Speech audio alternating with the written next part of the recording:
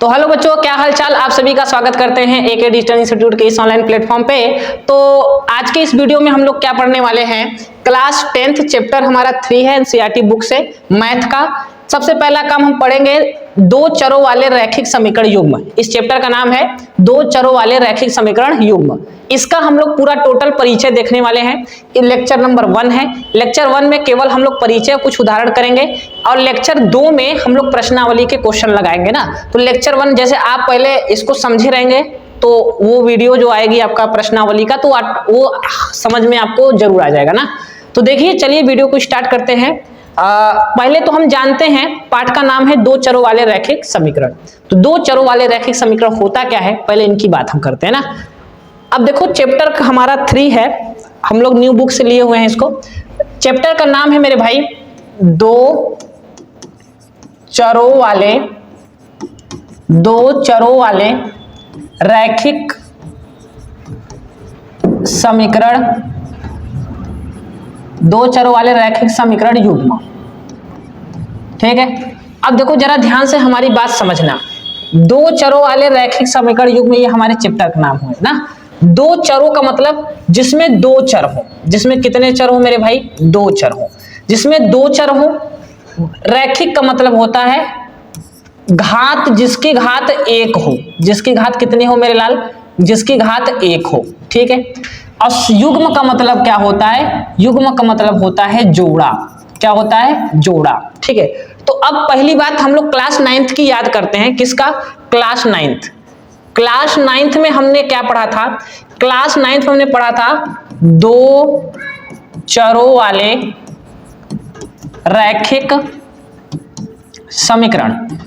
दो चरों वाले रैखिक समीकरण हमने क्लास 9th में पढ़ा था। युग्म 10th में पढ़ रहे हैं, बस खाली थोड़ा सा एक टॉपिक आया है युग्म ना। तो दो चरों वाले रैखिक समीकरण मतलब ऐसा कोई समीकरण जिसमें चर की घात कितनी, चर दो हो और उन चर की घात कितनी हो? एक हो, तो उसे हम लोग बोलेंगे दो चरों वाले रैखिक समीकरण। कोई ऐसा समीकरण, जैसे हम एग्जांपल के थ्रू समझाते हैं आप लोग को। एग्जांपल ले लें, यहाँ पे लेते हैं 2x + y = 1, हमने ले लिया। अब यहाँ आप ध्यान समझो, ये जो x y है ये दोनों क्या है? चर है मेरे भाई। ठीक है। और इनकी घात कितनी है? एक है। तो जिसमें दो चर हो और इनकी घात एक हो तो ऐसे समीकरण को दो चरों वाले रैखिक समीकरण कहते हैं ना। अभी युग्म नहीं कहते, दो चरों वाले रैखिक समीकरण कहते हैं। अगर हम इन्हीं का एक भाई और ला दें, जैसे x + y = मान लेते हैं 5 है, तो देखो इसके चर के घात भी एक है और यहाँ चर भी दो है, तो एक समीकरण और आ गया। अगर दो समीकरण आ गया तो इनका क्या बन गया? युग्म बन गया। युग्म मतलब जोड़ा बन गया। जैसे आप लोग देखे नहीं हो, जब शादी विवाह नहीं होते हैं तो लड़के लोग लिखते हैं कि आई एम सिंगल। ठीक है, लड़के भी लिखते हैं, लड़कियां भी लिखती हैं। तो सिंगल, तो उसको बोलेंगे केवल दो चरों वाले रैखिक समीकरण, केवल दो चरों वाले रैखिक समीकरण। जैसे उनकी शादी विवाह होती है, दो लोग आ जाते हैं तो उनका जोड़ा बन जाता है ना। ठीक है, तो जब जोड़ा बन जाएगा यानी उनका युग्म बन जाएगा। क्या बन जाएगा? युग्म बन जाएगा। तो अगर दो समीकरण हो हमारे पास तो उसे, और चर की घात एक हो तो ऐसे समीकरण को हम लोग क्या बोलेंगे? दो चरों वाले रैखिक समीकरण युग्म कहते हैं ना। तो ये रहा तो चैप्टर की बात। अब चैप्टर में हम लोग क्या पढ़ने वाले हैं? ठीक है, अब ये दो चरों वाले रैखिक तो समीकरण हम लोग समझ गए। अब यहाँ पे याद रखना, दो चरों वाले रैखिक समीकरण युग्म का व्यापक रूप होता क्या है? दो चरों वाले रैखिक समीकरण युग्म का व्यापक रूप क्या होता है? व्यापक रूप। ठीक है, व्यापक रूप क्या होता है मेरे भाई? तो दो चरों वाले रैखिक समीकरण का व्यापक रूप होता है a1x + b1y + c1 = 0। ठीक है, इसे समीकरण 1 बना देते हैं। तथा a2x + b2y + c2 = 0, ये समीकरण 2 हो गया। अब इनका युग्म हो गया ये। ठीक है, तो दो चरों वाले रैखिक समीकरण युग्म का व्यापक रूप यही होता है। दो चरों वाले रैखिक समीकरण का व्यापक रूप ये है ना। ठीक है, a1x + b1y + c1 = 0 समीकरण 1, a2x + b2y + c2 बराबर 0 समीकरण नंबर 2 हो गया। ठीक है, ये दो चरों वाले रैखिक समीकरण के युग्म है। अगर हम आपसे पूछे कि a1 क्या है, तो x के साथ में जो गुणांक रहेगा उसे a1, जैसे आपके समीकरण यहां बात करने को, जैसे हमने लिखा है यहाँ पे 5x + 3y + 2 = 0, एक समीकरण एक है, ठीक है, मान लिया। और यहाँ पे तथा एक समीकरण और ले लेते हैं, जैसे एग्जाम्पल की बात करें हम लोग 4x + 1 मतलब y और +2 = 0, ऐसे ले लें ना, ऐसे समीकरण दो बनाए। अगर हम इन दोनों समीकरणों की तुलना इस वाले समीकरण से करें तो a1 b1 c1 का मान क्या निकलेगा? ठीक है, तो a1 का मान मतलब x के साथ में जो गुणांक रहेगा वो a1 रहेगा, तो यहां से a1 आपका कितना है 5 आ गया। ये आपका a2 हो जाएगा, तो a2 आपका कितना है 4 है। ठीक है, b1 आपका कितना आएगा, b1 आपका 3 है, b2 आपका कितना है, कुछ नहीं है तो गुणा में, तो b1 आपका 1 है, c1 कितना है, c1 ये है, c1 2 है, c2 भी 2 है। ठीक है, तो ऐसे आपको निकालना होगा मान a1 b1 c1 a2 b2 और c2 का मान। तो ये आप नोट करिए, इसका एक बार स्क्रीनशॉट ले लीजिए, ये व्यापक रूप होता है ना। अब बात आते हैं हम लोग दो चरों वाले रैखिक समीकरण युग्म को हल करने की विधियां। दो चरों वाले रैखिक समीकरण को हल करने की कितनी विधियां होती हैं उनके बारे में। भाई समीकरण तो हो गया, अब इनको हल भी तो करना है, तो हल करने की विधियां क्या क्या होती हैं उनके बारे में चलते हैं। तो दो चरों वाले, अगला टॉपिक है हमारा दो चरों वाले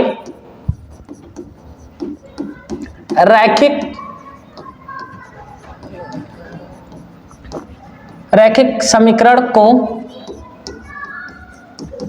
हल करने की विधियां, हल करने की विधियां, हल करने की विधियां। ठीक है, क्या होने वाली है, दो चरों वाले रैखिक समीकरण को हल करने की विधियां। कौन कौन सी विधि है भाई? तो दो चरों वाले रैखिक समीकरण को हल करने की दो विधियां हैं। कितने विधियां हैं? दो विधियां हैं, हम यहां बना रहे हैं, आप लोग देखेंगे। पहला विधि आपका है ग्राफी विधि, ग्राफीय विधि। ठीक है, पहला है ग्राफी विधि, और दूसरा है आप लोग का, दूसरा नंबर है आपका बीजगणितीय विधि, बीजगणितीय विधि। ठीक है, तो ग्राफी विधि और बीजगणितीय विधि, तो दो विधि होते हैं। दो चरों वाले रैखिक समीकरण को हल करने की दो विधियां होती हैं। एक आपका होता है ग्राफी विधि, दूसरा आपका होता है बीजगणितीय विधि। अब ये बीजगणितीय विधि भी आपके तीन प्रकार के होते हैं। कितने प्रकार के होते हैं मेरे भाई? तीन प्रकार के। कौन कौन से? एक होता है प्रतिस्थापन विधि, और एक आपका होता है विलोपन विधि,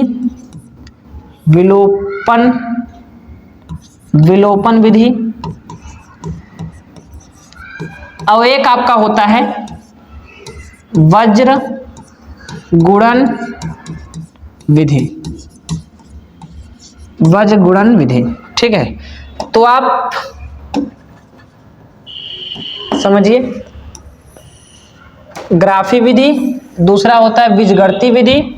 और बीजगणितीय भी दो प्रकार के होते हैं, एक हमारा प्रतिस्थापन विधि, एक विलोपन विधि, और एक वज्र गुणन विधि। ठीक है, तो जरा ध्यान से समझिएगा कि दो चरों वाले रैखिक समीकरण को हल करने की विधियां क्या क्या होती हैं।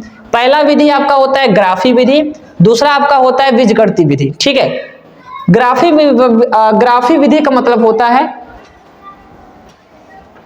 क्या हुआ भाई, लगता है एक मिनट रुक जाओ बच्चा लोग, थोड़ा लाइट की प्रॉब्लम हो चुकी है। ठीक है, देखते, चलिए बच्चों देखिए,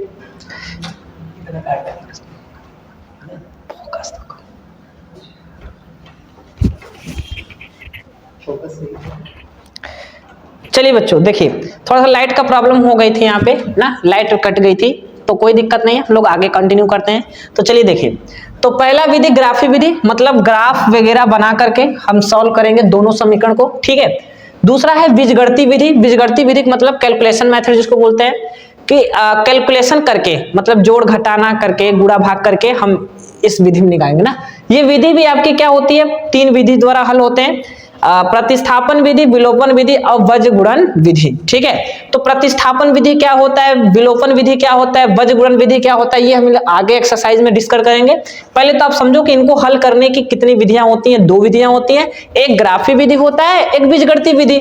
और ये बीजगणितीय विधि 3 प्रकार के होते हैं, प्रतिस्थापन, विलोपन, वज्रगुणन विधि। अब आपके सिलेबस में थोड़ा बहुत ग्राफी विधि का जिक्र होता है, हालांकि ग्राफी विधि आपको पढ़ ही लेना है। क्यों? क्योंकि बड़े जब कक्षाओं में जाएंगे आप 11 12 में, तो ज्यादा ग्राफ का बहुत बड़ा रोल है। ठीक है, तो ग्राफी विधि आपको पढ़ना ही पढ़ना है।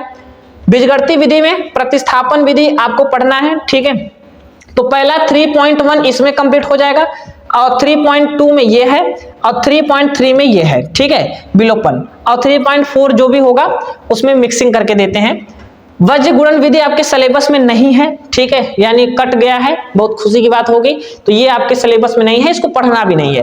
तो आपको 2 विधियां पढ़ना है जो कि मोस्ट इंपॉर्टेंट है, प्रतिस्थापन विधि और विलोपन विधि। तो सबसे पहले हम ग्राफी विधि के बारे में चर्चा करते हैं, ग्राफ के बारे में चर्चा करते हैं ना। ठीक है, तो ये आप जल्दी इसका स्क्रीनशॉट मार लीजिए, फिर चलते हैं अगले टॉपिक पर।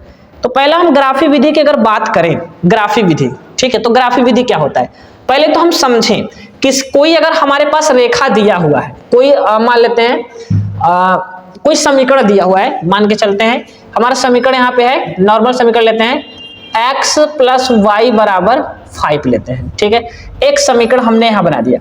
अब ध्यान से समझो, एक समीकरण से केवल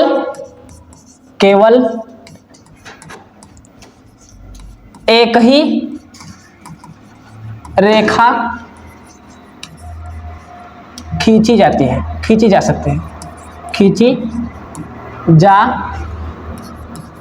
सकती है। इसका क्या मतलब है, जब इनको हम ग्राफ पे दर्शाएंगे, इस एक समीकरण को ग्राफ पे दिखाएंगे तो हमें एक रेखा प्राप्त होगी। क्या प्राप्त होगी?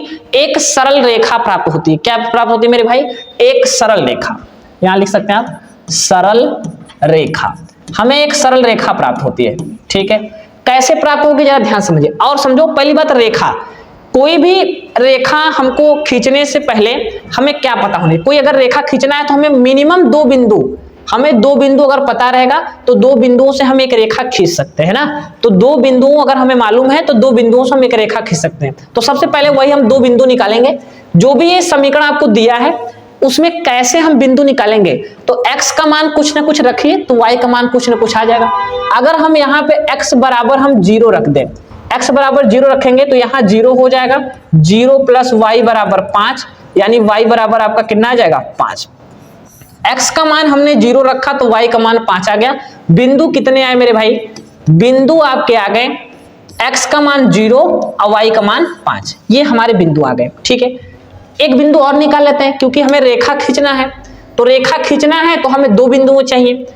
x बराबर 1 रखने पर, जब x बराबर 1 रखेंगे उसमें, तो 1 + y = 5, ये 1 उधर जाएगा, माइनस में हो जाएगा, यानी 5 - 1 y = 4, ये आ गया।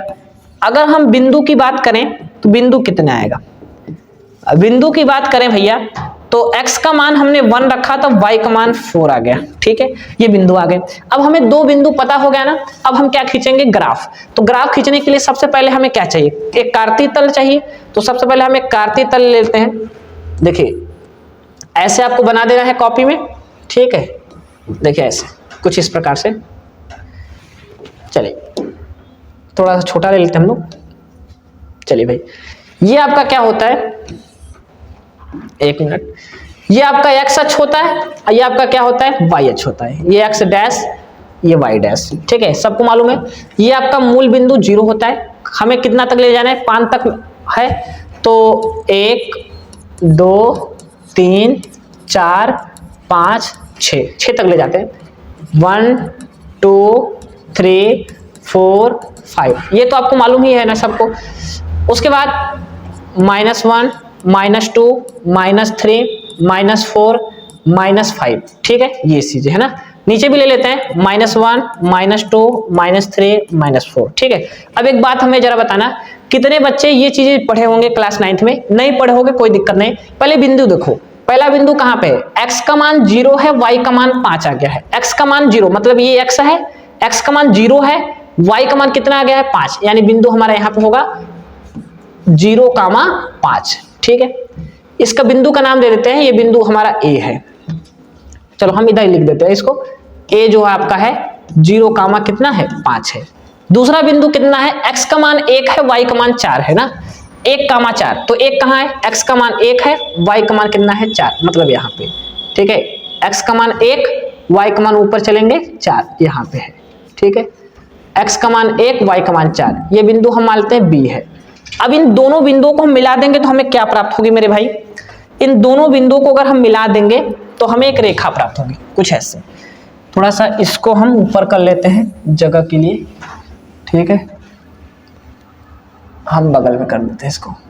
ठीक है, चलो इन दोनों को जब हम मिलाएंगे तो एक रेखा प्राप्त होगी ऐसे, देखिए ऐसे। ठीक है, अब चाहे जो बिंदु आप ले लो, सबसे आंसर आपके सेम ही आएंगे। ठीक है, कुछ इस प्रकार से आएंगे। आप चाहे जो भी बिंदु ले लोगे आंसर सब सेम आएंगे ना। ये हमारा रेखा का समीकरण क्या है भाई, ये रेखा है जो है, ये कौन सा समीकरण था, यह x + y = 5। तो x + y = 5 का ये क्या है भाई, रेखा है ना। तो जब हम किसी भी एक समीकरण को ग्राफ पे क्या करेंगे, दर्शाएंगे, तो हमें एक रेखा प्राप्त होती है। क्या होती है, एक रेखा प्राप्त होती है। हालांकि हम लोग दो चरों वाले रैखिक समीकरण की ही बात कर रहे हैं यहाँ पे ना, दो चरों वाले रैखिक समीकरण युग्म की यहाँ बात नहीं कर रहे हैं। अब देखो ये रही बात एक समीकरण की। ठीक है, अब अगर दो समीकरण रहेगा तो उसको हम कैसे हल करेंगे, तो दो समीकरण के लिए भाई देखिए, यदि दो समीकरण है तो उसको ग्राफ पे कैसे दर्शाएंगे। तो सबसे पहले हम मान लेते हैं, उदाहरण लेते हैं, आप एक हमारे पास दो समीकरण है। एक समीकरण हम लेते हैं 2x + y = 5, मान लेते हैं 7 है। ठीक है, एक समीकरण एक बना लेते हैं ये, तथा x + 2y = 8 है। ठीक है, इसे समीकरण 2 बना लेते हैं ना। अब इन दोनों समीकरण में हम लोग क्या करते हैं भाई, इसकी भी एक रेखा होगी, इसकी भी एक रेखा होगी। तो सबसे पहले समीकरण 1 ले लीजिए, इनसे बिंदु निकाल लीजिए, फिर समीकरण 2 ले लीजिए, इनसे विधि। हम लोग क्या पढ़ने वाले हैं, ग्राफीय विधि। चलो यहां पे क्या पढ़ रहे हैं, ग्राफीय विधि। तो ग्राफीय विधि से इसको हल करेंगे। तो हम क्या करते हैं, दोनों समीकरणों में से सबसे पहले एक समीकरण लेते हैं। समीकरण 1 से, समीकरण 1 आपको कितना दिया हुआ है, 2x + y = 7 दिया हुआ है। ठीक है, चलो x का मान कुछ ना कुछ रखते हैं, x का मान यहाँ 0 रख देंगे तो ये खत्म हो जाएगा, यानी 2 × 0 + y = 7, यानी y का मान आपका आ जाएगा 7। ठीक है, y का मान 7 आ जाएगा, यानी बिंदु क्या आ जाएंगे भाई, बिंदु आप क्या आ जाएंगे, x का मान 0, y का मान 7, ये आ गए। ठीक है, फिर x का मान हम यहाँ पे 1 रख देते हैं। जब 1 रखेंगे तो y का मान क्या आएगा भाई, x का मान 1 रखेंगे तो 2 × 1 + y = 7, ये 2 उधर जाएगा माइनस में, यानी y = 7 - 2, y = आपका आ जाएगा 5।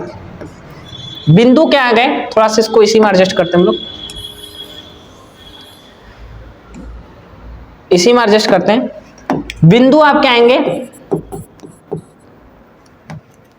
बिंदु आ गए, x का मान 1, y का मान 5। ठीक है, ये रहा पहले समीकरण की बात करते हैं हम लोग। इसी प्रकार दूसरा समीकरण लेते हैं, समीकरण 2 से। समीकरण 2 आपको कितना दिया हुआ है, x + 2y = 8 दिया हुआ है ना। x का मान यदि हम क्या रख दें, 0 रख दें, तो y का मान क्या आएगा, तो यहाँ पे 0 हो जाएगा, 0 + 2y = 8, यानी 2y = 8 आ गया। 2 से इसको काट दे, 2 चौके 8, यानी y बराबर कितना आ गया 4। अब जरा ध्यान समझो, बिंदु क्या आएंगे यहाँ से, x का मान आपने 0 रखा था, y का मान आपका आ गया 4, फिर x का मान आप 1 रख दो, कितना रख दो, 1 नहीं 2 रखो, 2 रखोगे तो ज्यादा बेटर पड़ेगा ना। तो x का मान 2 रख दो, x का मान 2, 1 क्यों नहीं रख रहे हैं, क्योंकि थोड़ा सा कैलकुलेशन में गड़बड़ी हो सकती है। तो x बराबर जब 2 रखोगे तो 2 + 2y = 8, ये प्लस का उधर गया माइनस में, यानी 2y = 8 आ जाएगा, 8 - 2, और 2y = 6 आ गया। 2 से काट दीजिए इसको, तो y = 3 आ गया। ठीक है, 2 × 3 = 6, 3 आ गया, यानी बिंदु आपके क्या है, बिंदु आपका आ गया, इधर ही लिख देते हैं, बिंदु आपके आ गया x का मान 2 आ गया, y का मान 3 आ गया, ठीक है, 2,3। तो 2 बिंदु इसके भी निकल गए और 2 बिंदु इसके भी निकल गए। अब आपको क्या बनाना है, ग्राफ, सिंपल सा। तो ग्राफ बनाने के लिए सबसे पहले आप कार्तीय तल ऐसे बनाओगे, सिंपल सा, ठीक है, सिंपल सा आप ऐसे बना लो। उसके बाद देखिए,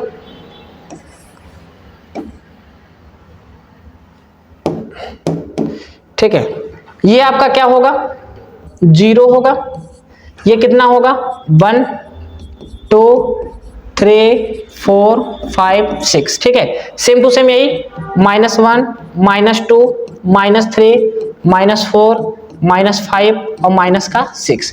ऊपर जाएंगे तो इसको थोड़ा सा बड़ा बनाएं हम लोग,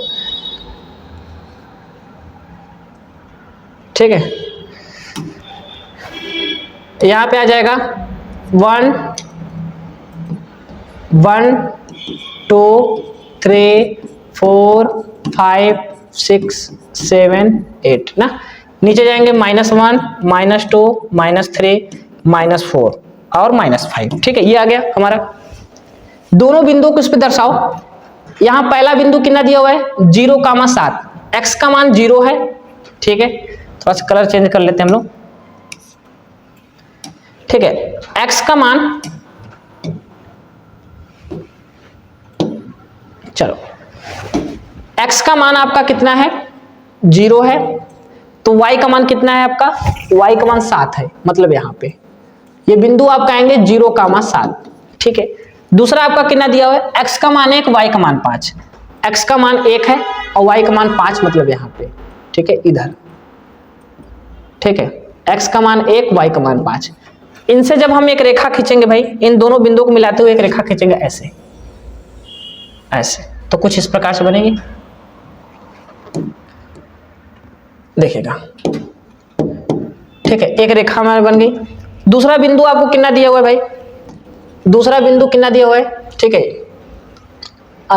x का मान 0, y का मान 4, यानी 0,4, x का मान 0 और y का मान 4, ये दिया हुआ है, ये दिया हुआ है 0,4, ठीक है।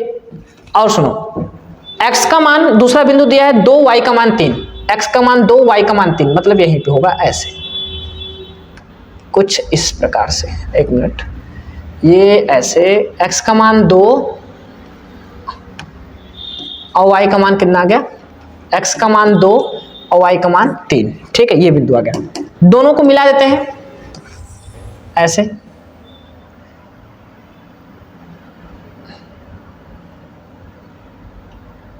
ये ऐसे, ठीक है। जब आप इसका प्रॉपर ग्राफ बनाओगे तो कुछ ऐसे ही बनेगा। ये हम लोग दूर दूर ले लिए हैं, इधर पास पास लिए हैं, ठीक है। तो देखो ये कुछ, ये वाली जो पॉइंट आएगी, ये पॉइंट इसी पे कहीं आएगी, ए इधर आएगी, ठीक है, ये हमने ज्यादा दूर दूर लिया है। तो अब यहाँ पे एक चीज नोटिस करना, अपना एक चीज नोटिस करना, ये दूर दूर आएंगे एक दूसरे से। अब एक चीज समझो जरा कि हम क्या कर रहे हैं, यहाँ पे इन दोनों रेखाओं को हमने क्या किया, इन दोनों समीकरणों को हम लोग कार्तीय तल पे क्या कर दिए, दर्शा दिए। अब ये अगर किसी जगह टच करेंगी तो इसके हल निकलेंगे ना, तो हल कैसे निकालेंगे उनके बारे में हम जरा चर्चा करते हैं। पहले बार आप बताओ, इतना आपको समझ में आया कि नहीं? अगर दो समीकरण दिए हो तो उनको ग्राफीय विधि से, यानी ग्राफ में हम कैसे दर्शाएंगे, इस मेथड से, ठीक है। आप सबसे पहले उसका पॉइंट निकाल लेना, जो भी पॉइंट निकलेगा उसको ग्राफ पे आप क्या करोगे, दर्शाओगे, ठीक है। तो ये आपका ग्राफीय मेथड है। अब थोड़ा सा एक बात बताओ, जब दो रेखाएं हैं और ग्राफ पे दर्शा रहे हैं तो क्या निरूपित कर रही है ना, ये दोनों समीकरण, दो समीकरण, इनकी जो रेखाएं हैं वो क्या निरूपित कर रही है कि एक दूसरे के समांतर हैं, या एक दूसरे के प्रतिच्छेद कर रही हैं, या एक दूसरे के संपाती हैं, ठीक है। क्या है अभी यहां समझते हैं। थोड़ा सा इस पार्ट का मोस्ट इंपॉर्टेंट टॉपिक है आपका, ठीक है, कंडीशन। यहाँ पे बिना, जैसे अगर हम किसी समीकरण को देख लें तो अगर बिना ग्राफ बनाए हम कैसे बताएं वहां पे कि ये रेखाएं प्रतिच्छेद कर रही हैं या ये रेखाएं, अभी देखो ये रेखाएं एक दूसरे के क्या है, समांतर है ना, तो ग्राफ हमने बनाया तब ना मालूम चला कि दोनों समीकरण की जो रेखाएं आएंगी वो क्या आएंगी, समांतर आएंगी। लेकिन बिना ग्राफ बनाए हम कैसे बताएंगे, उसके लिए एक ट्रिक है, आप समझो। टॉपिक है आपका, टॉपिक क्या है आपका, देखिए ध्यान समझिएगा। अगर रेखाएं क्या करती हैं, प्रतिच्छेद करती है ना, रेखाएं क्या हो, प्रतिच्छेद करती हो। लिखते हैं यहाँ पे, आप लोग नोट करते चलिए। पहला टॉपिक आपका है रेखाएं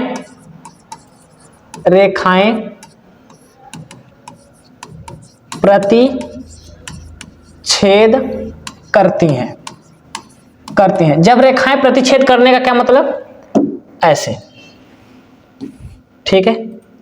जब दो रेखाएं आपस में ऐसे क्या करें, प्रतिच्छेद करें, तो उस केस में क्या होता है भाई लोग, उस केस में क्या होता है जरा उनकी बात करते हैं ना। जब रेखाएं प्रतिच्छेद करें किसी बिंदु पे, मान लेते हैं बिंदु O पे ये लोग क्या कर रही हैं, प्रतिच्छेद कर रही हैं, तो उस केस में होता क्या है, जरा आप ध्यान समझो। उस केस में ये रेखाएं क्या होती हैं, A1 अपान में A2। देखो अब आप समीकरण हम लोग लिख दे रहे हैं, थोड़ा सा इसको नीचे कर दें क्या, थोड़ा सा इसको नीचे करके तब बताते हैं हम लोग को, ठीक है। जैसे हमारे पास दो समीकरण है, पहला समीकरण है A1x plus B1y plus C1 equal to 0, ये समीकरण 1 है, तथा A2x plus B2y plus C2 equal to 0, ये समीकरण नंबर 2 है। इन दोनों समीकरणों को देखकर हम बिना ग्राफ की सहायता से हम कैसे बताएं कि ये दोनों रेखाएं क्या निरूपित करती हैं, कि ये प्रतिच्छेद करती हैं, पहला नंबर, कि समांतर हैं, क्या संपाती हैं, कैसे बताएंगे। तो ये केस देखिए, A1 अपान में A2, यदि A1 अपान में A2 not equal to B1 अपान में B2 हो, मतलब जब A1 B1 C1 आप ऐसे देख रहे हो ना, A1 अपान में A2 not equal to B1 अपान में B2 हो, तो उस केस में रेखाएं क्या करती हैं, प्रतिच्छेद करते हैं। और इस केस में इसका एक हल होता है, केवल एक हल। इस केस में केवल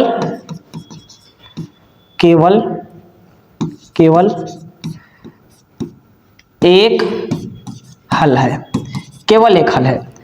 और इस, या आप बोल सकते हो अद्वितीय हल है, अद्वितीय हल है।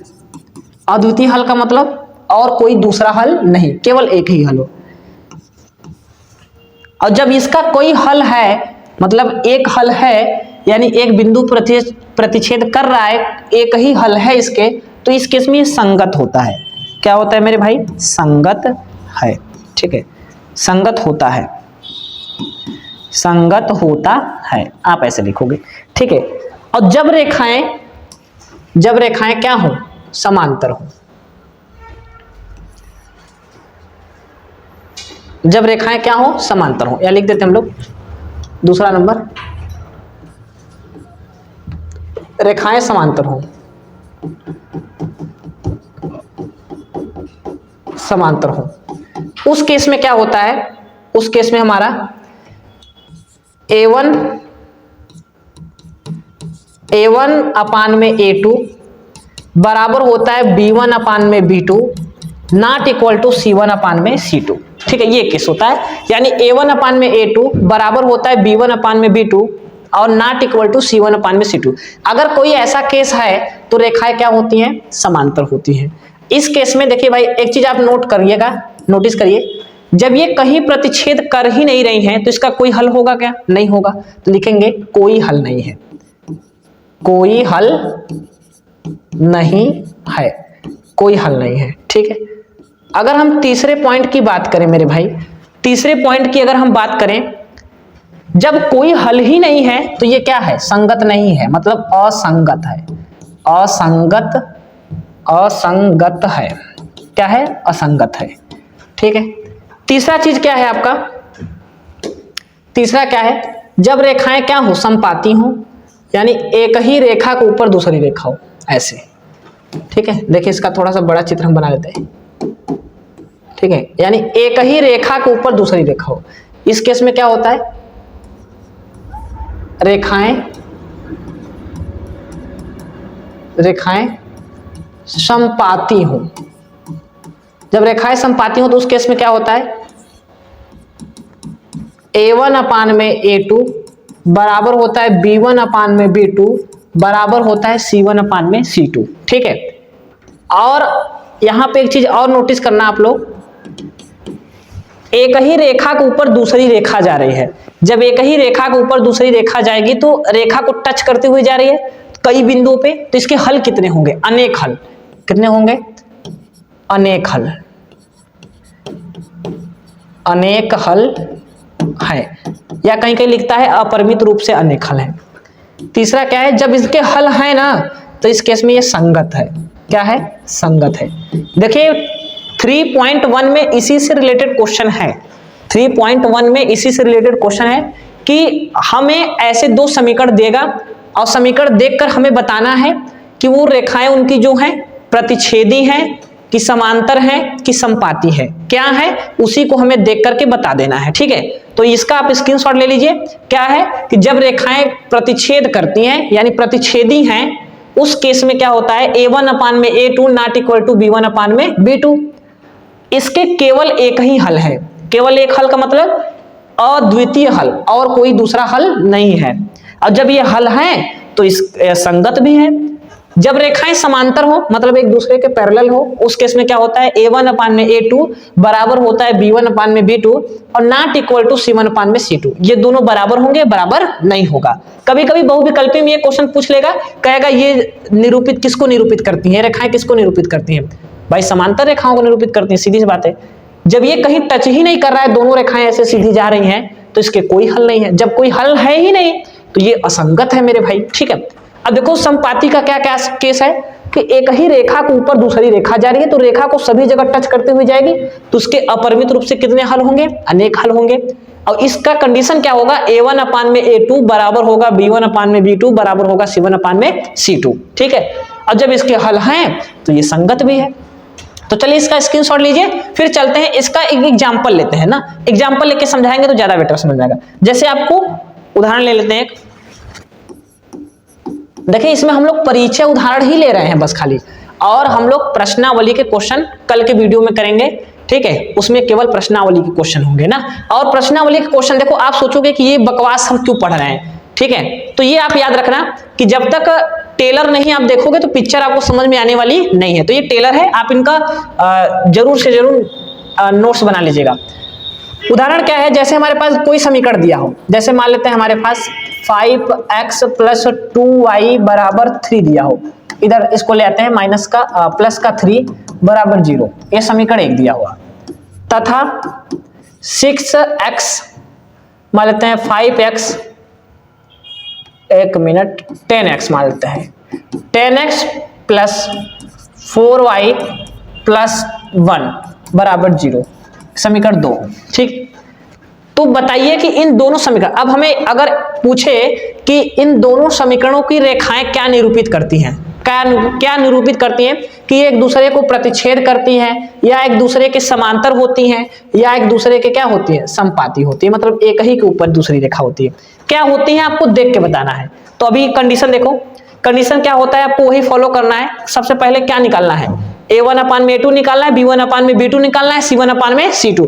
अब एक बात बताओ, A1 B1 C1 कैसे निकलता है, आपको पहले ही बता चुके हैं। ये आपका A1 होता है, तो A1 आपको कितना दिया हुआ है, A1 दिया हुआ है 5, A2 आपको कितना दिया हुआ है, देखो ये नीचे वाला A2 होता है यानी 10 है। B1 आपका कितना दिया हुआ है, B1 आपको दिया है 2, B2 आपको कितना दिया हुआ है, B2 बताइए आप लोग, B2 आपको दिया हुआ है 4, एंड C1 आपको ऐसे लिख देते हैं, कामा इधर लिखते हैं, C1 आपको दिया हुआ है 3 और C2 आपको दिया हुआ है 1। ठीक है, ये दिया हुआ है। आपको सबसे पहला काम क्या निकालना है, A1 अपान में A2। तो जब A1 अपान में A2 निकालोगे, A1 कितना है 5 है, B1 आपका कितना है, सॉरी A2 कितना हुआ है 10, 5 एकम 5, 5 दूना 10, यानी आ जाएगा 1/2। उसके बाद आपको निकालना है B1 अपान में B2 निकालना है। B1 आपको कितना दिया हुआ है भाई साहब, 2 दिया हुआ है। B2 आपको कितना दिया हुआ है 4, 2 एकम 2, 2 दूना 4, यानी इसका आ गया 1/2। C1 अपान में C2 निकाल लो इसी प्रकार। C1 आपको कितना दिया हुआ है, C1 आपको दिया हुआ है 3, C2 आपका 1, यानी ये आया 3। तो एक बात समझो, क्या बराबर आया क्या बराबर नहीं आया? ये दोनों बराबर आ गए और ये बराबर नहीं आया, तो इसको आप लिखो कैसे? चूंकि A1 अपान में A2 बराबर है B1 अपान में B2 के, तो बराबर है, लेकिन नॉट इक्वल टू C1 अपान में C2 के है। ठीक है, अतः रेखाएं क्या हैं?